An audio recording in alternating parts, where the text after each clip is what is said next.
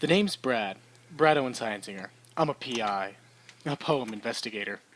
It had been a few months since I've had a client. Ever since those student writing fellows moved in across the street, it had been impossible for me to pick up any business. But Lady Luck would be on my side today, and that was when I heard the crash of my office door opening. I could tell she was desperate by the way she clung to the scraps of paper in her hand.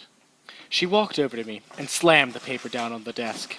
She then said, It's a poem. Now, normally I don't do poems, but I was in a fix and needed the cash. How much you offering? A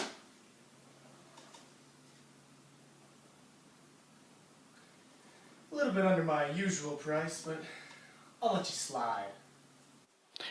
Normally I would just have her leave and explicate this poem, but today was different. So, I decided to have her stay. Why don't you stick around? You might learn something. Well, let's get down to work here. Whew. Quite a mess we have here. So let's touch this paper up a little bit.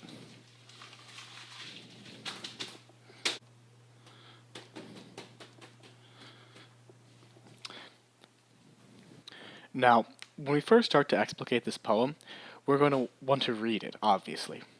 But while we read, we're going to want to ask a few questions, such as, what is peculiar? What stands out? Why did the author write it this way? What do the pronouns refer to? Any important passages? What is the author expressing? Who is the speaker? What is their point of view? Is this different from the author's point of view? And most importantly, what is repeated?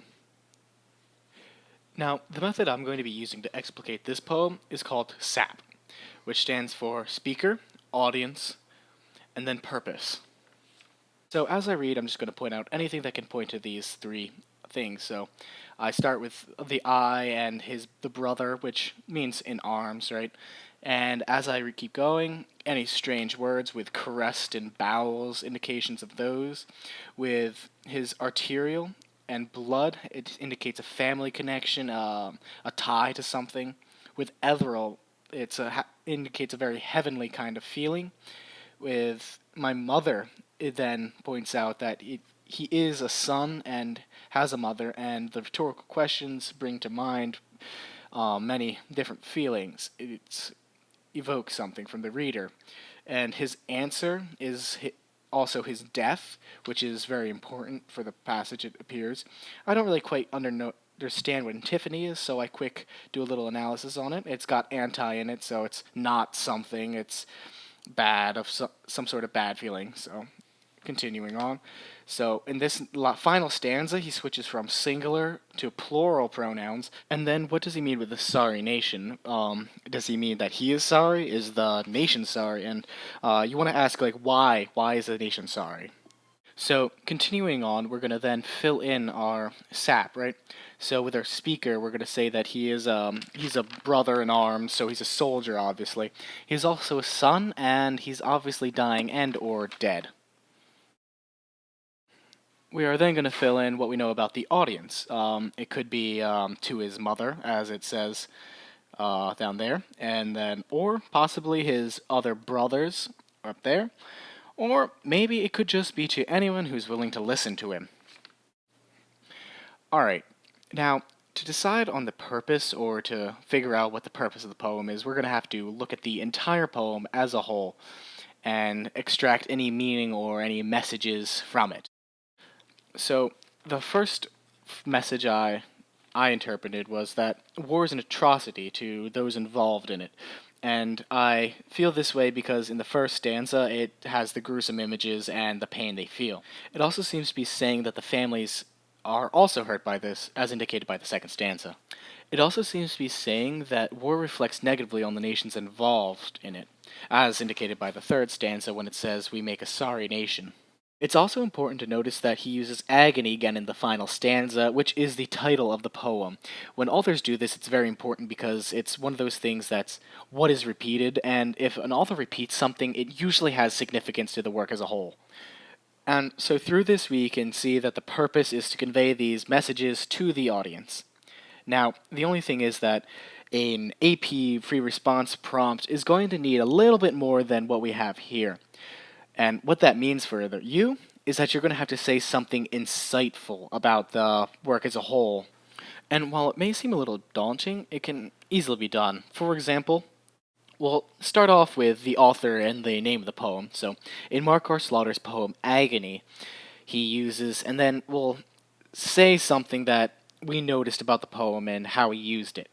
So, in this, we'll look back and we'll go down our list of questions and see which one we can easily answer.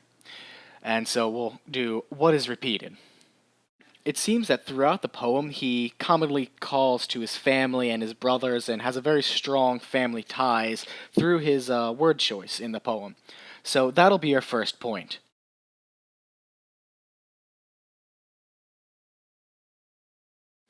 We will then look for another question we can answer, or what else is repeated.